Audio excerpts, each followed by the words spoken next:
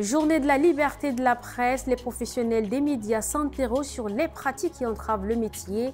Confrontés à tout type de menaces, l'exercice de la profession devient parfois dangereux pour le journaliste. Un reportage est à suivre. Que faire pour respecter les couloirs de transhumance? La question était au centre d'une réunion entre le canton Kabalaï et la sous-préfecture de Kim. Les deux communautés préparent l'accueil des transhumants et la mise en place des stratégies efficaces afin de contrôler les couloirs et les aires de stationnement.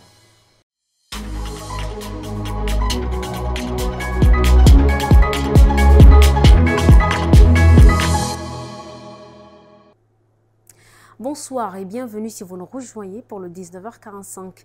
À l'occasion de la journée de la liberté de la presse, Reporters sans frontières a publié son traditionnel classement annuel sur la liberté d'expression. Le Tchad perd 12 places et se retrouve 108e sur 180. Un chiffre alarmant qui peut se justifier par des arrestations et intimidations sur les journalistes. Nous vous racontons un cas dans ce reportage de Madi Toloum Israël, Boyom Krios et Ngena Oudoum Cynthia.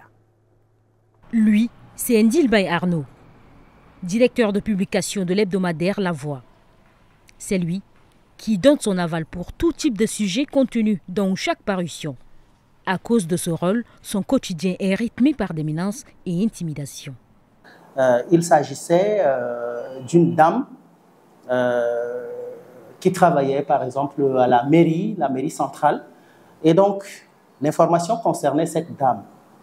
Et donc, journalistiquement parlant, j'avais eu l'information et j'ai essayé de faire mon travail.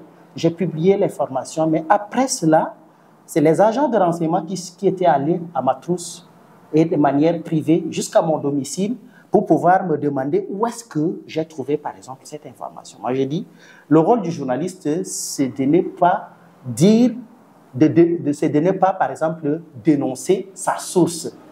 Malgré les textes existants, la protection des journalistes reste une question préoccupante. C'est nous qui calmons encore le jeu.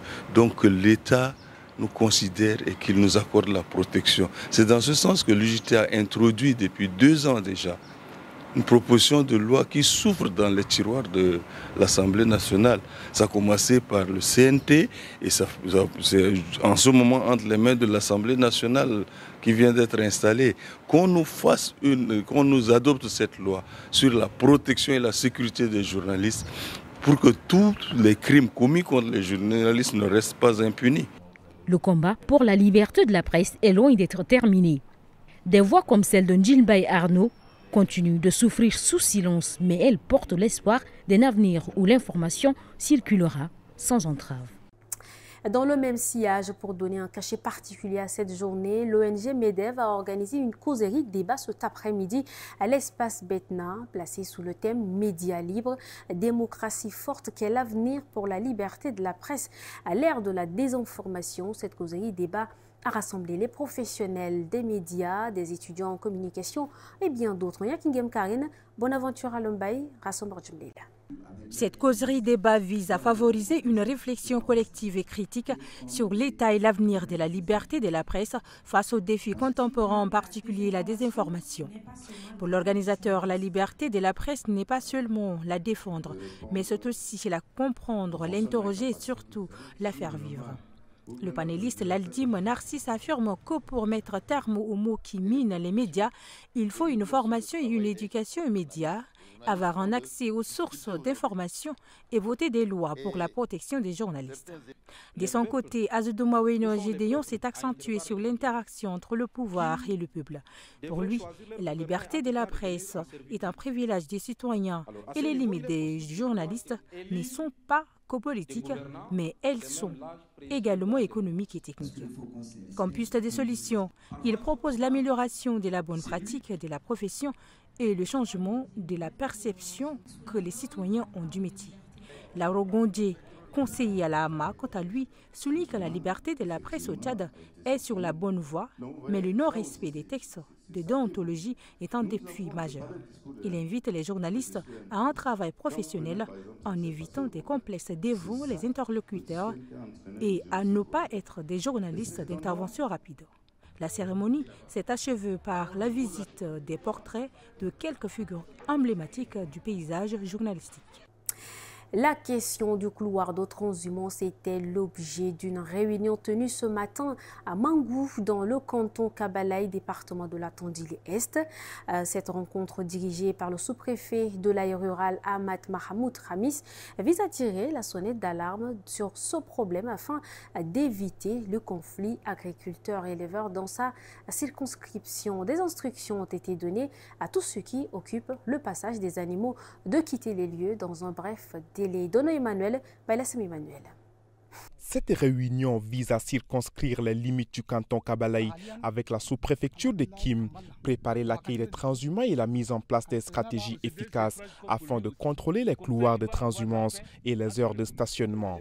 Il s'agit aussi d'assurer une gestion optimale de ces espaces pour prévenir les conflits et garantir la sécurité des transhumants et des populations locales.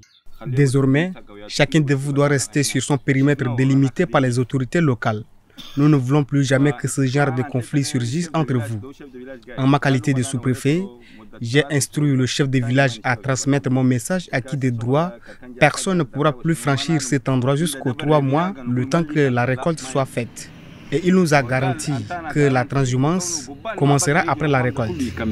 Après ces interventions, la délégation s'est rendue sur les lieux situés à environ 3 km du village Mangou pour délimiter le passage du bétail. Là, les instructions fermes ont été données par le sous-préfet de l'aire rurale, Ahmad Mahamoud Khamis, à tous ceux qui occupent le passage des animaux de quitter le lieu dans un bref délai. Retrouvons à présent Abiba en Guinée pour l'actualité en bref. Depuis plusieurs semaines au Nigeria, Françoise Moji Madi Sadjangar, une jeune Tchadienne vivant avec un handicap visuel, reste introuvable après son retour d'études de la France. Selon sa sœur, elle s'était rendue à Kundala pour participer à un test de recrutement dans un programme soutenu par l'UNICEF et facilité par France Volontaire. Sa sœur rapporte avoir reçu un appel d'un intermédiaire exigeant une rançon de 5 millions de francs CFA pour sa libération.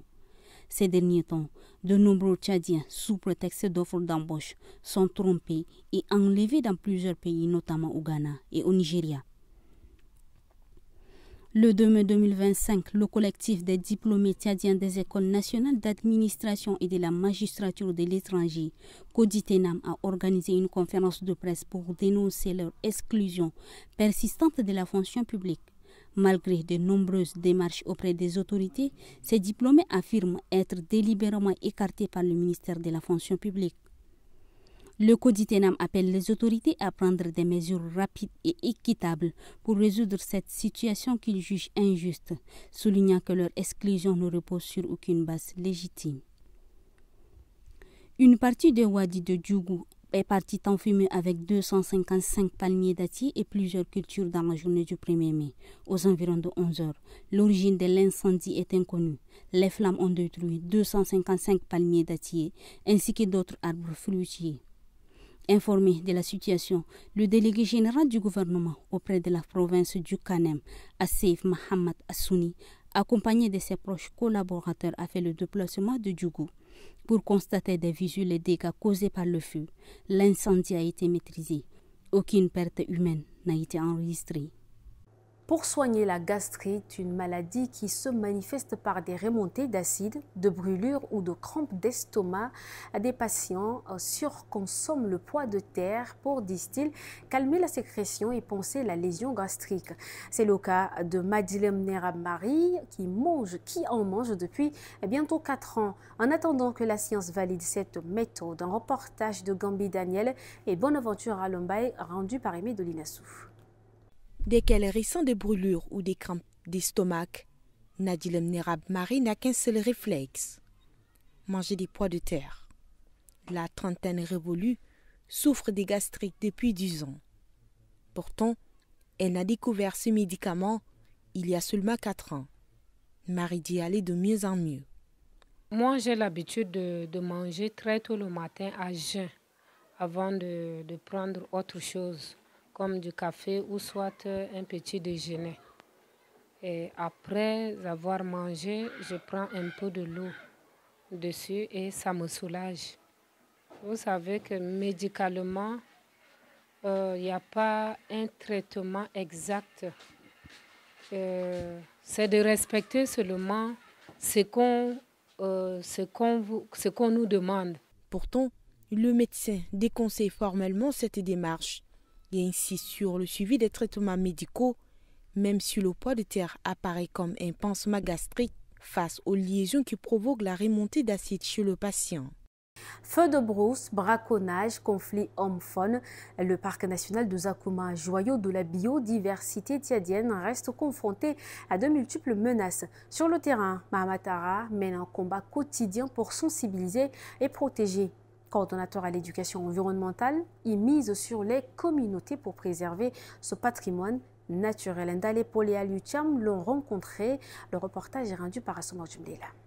Au confort du Salamat et du Guéra, le parc national des Zakouma s'étend sur plus de 3000 km². Éléphants, lions, buffles ou girafes y vivent encore en liberté.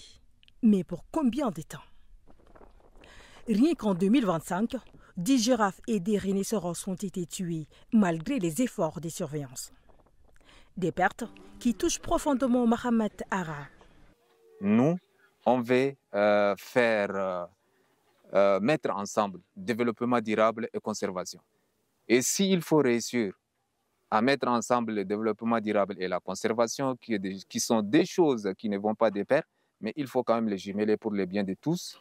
Il faut investir dans l'éducation pour que cette future génération-là grandisse avec cette notion de la conservation dès la base. Enseignant de formation, il a rejoint l'équipe d'African Parks en 2024. Sa mission, faire comprendre aux populations l'importance de protéger leur environnement. Dans les écoles, dans les villages, il multiplie les séances de sensibilisation. Par le passé, il est difficile qu'un personnel d'African Park, surtout un ranger avec une tenue, de rester avec la communauté et discuter aisément. Aujourd'hui, on reste ensemble, on discute, on parle sur des choses qui concernent la protection de l'environnement, qui concernent la conservation, qui concernent le braconnage, qui concernent le conflit homme-faune. On reste ensemble, on discute. Ça veut dire qu'il y a déjà de la confiance entre nous. Aujourd'hui, 16 villages bénéficient d'un appui du parc. Mais pour Mahamat Ara, il faut aller plus loin. Plus de villages, plus d'implications pour une protection durable des Zakouma et de la réserve du Bar Salamat. C'est avec ces images du parc national de Zakouma que nous bouclons cette édition. Merci à vous, chers téléspectateurs, de l'avoir suivi. Bon samedi soir chez vous.